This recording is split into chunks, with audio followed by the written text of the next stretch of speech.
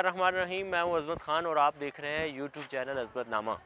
कल से social media पे आपने एक बहस पढ़ी होगी, देखी होगी, आपकी नज़रों से गुजरी होगी और यकीनन आप में से कई लोगों ने उस पर तबसरा भी किया होगा और जज्बात का इज़हार भी किया होगा और आपने यकीनन उस पर जिस तरह के कमेंट किए होंगे उसको कई लोगों ने रीट्वीट भी किया होगा, कुछ लोगों ने उसको ट्वीट भी किया होगा कि कुछ लोगों ने उस पर बाकायदा तबसरे और सारी चीज़ें हुई होंगी।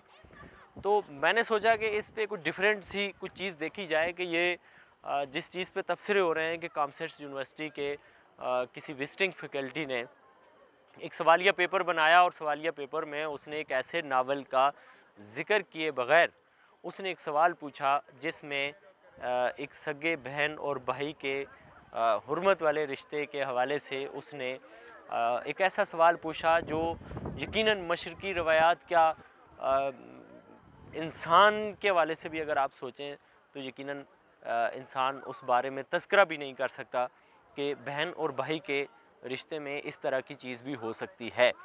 लेकिन इसका दूसरा एंगल ये है कि पाकिस्तान में चूँकि उर्दू हमारी कौमी ज़ुबान है और इंग्लिश लिटरेचर चूँकि जो लिखने वाले लोग हैं वो सारे अंग्रेज़ हैं, अंग्रेज़ों ने इंग्लिश लिटरेचर लिखा है, मुसलमानों ने बहुत कम लिखा है या उसकी रीच यहाँ पे नहीं है या उसको उस तरह से पजीराई नहीं मिली है।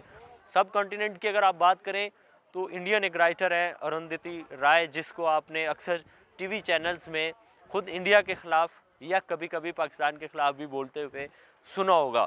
वो एक कभी कभी अनबायस्ड और कभी कभी कुछ बायस्ड व्यूज़ भी उनके होते हैं और तबसरा भी उनका होता है, लेकिन वो बहुत पाए की राइटर हैं इंडिया की। इंग्लिश में उन्होंने एक नावल लिखा और उसमें भी इसी तरह के एक एक्ट का उन्होंने जिक्र किया जो हुर्मत वाले रिश्ते थे। एंड में जाके उन्होंने उसको सेक्स करते हुए बताया है।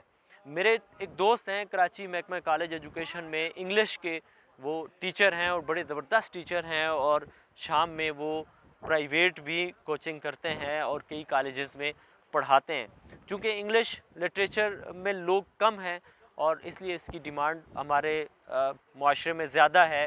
ख़ुद जामिया कराची की अगर हम बात करें तो वहाँ भी इंग्लिश का अंग्रेज़ी डिपार्टमेंट जो है उसमें फैकल्टी कम है।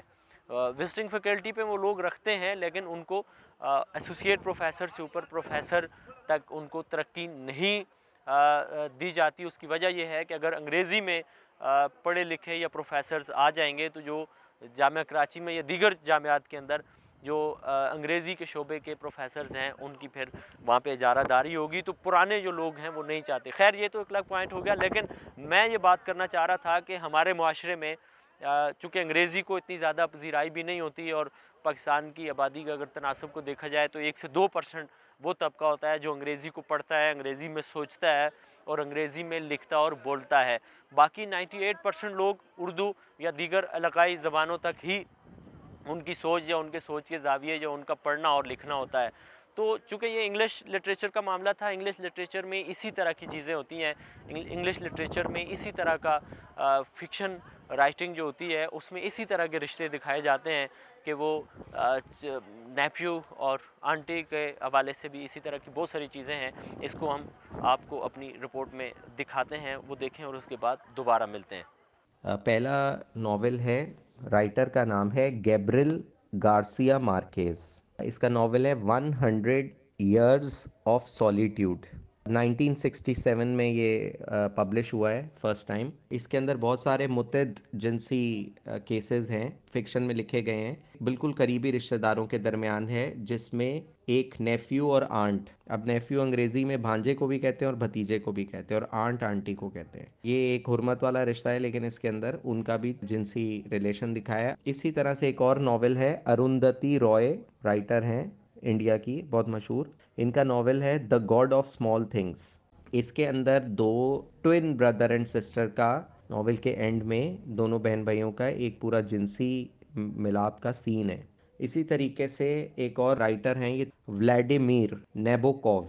इसका नॉवेल है एडा और आर्डर। इसमें 1969 में ये पब्लिश हुआ है। इसमें बहुत ज़्यादा इस हुर्मत वाले रिश्तों के दरमियान जिनसी ताल्लुक दिखाया गया है। इसके अंदर एक करेक्टर है वैन वीन, उसका अपनी बहन के साथ और फिर उस बहन का अपनी छोटी बहन के साथ अलग अलग दो जिनसी ताल्लुक दिखाए हैं। भाई बहन का भी दिखाया है और उस बहन का फिर अपनी एक छोटी बहन के साथ भी जिनसी ताल्लुक दिखाया है। यकीनन आपने ये रिपोर्ट मुलाजा की जिसमें आपको ये मालूम हुआ कि किस तरह से इंग्लिश लिटरेचर के अंदर ऐसी चीज़ें दाखिल की गई हैं जो हमारी रवायात के बिल्कुल मुतसादम है, हमारे मुआशरे से बिल्कुल मुतसादम है और इस्लाम से तो बिल्कुल मुतसादम है। ना इस्लाम इस चीज़ की इजाज़त देता है, ना हमारी मशरक़ी रवायत इस काबिल इस चीज़ को समझती हैं कि हम इसको फैमिली में डिस्कस करें या अपनी स्टडी का इसको हिस्सा बनाएं। लेकिन बामरे मजबूरी, चूँकि इंग्लिश लिटरेचर का मामला है, तो इंग्लिश लिटरेचर में जो फ़िक्शन लिखा गया है, जो जितना भी इंग्लिश लिटरेचर है, वो सारा ऐसी ही चीज़ों से भरपूर है। ये जो मेरे पीछे आपको बेशुमार टिमटिमाती लाइटें नज़र आ रही हैं, इन्हीं में कुछ लाइटें कामसेट यूनिवर्सिटी की भी होंगी। मैं इस वक्त चूँकि इस्लामाबाद में मौजूद हूँ, दामने को पे हूँ, तो ये सारा शहर इक़्तिदार की ये लाइटें आपको नज़र आ रही हैं। इन्हीं में कामसेट यूनिवर्सिटी भी है जिसके एक टीचर ने ये काम किया है।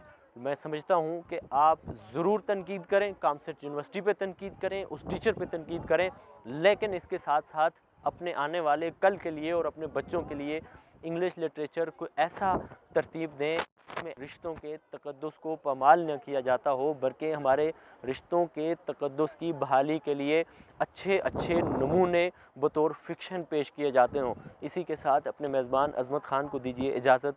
अल्लाह ने निगहबान।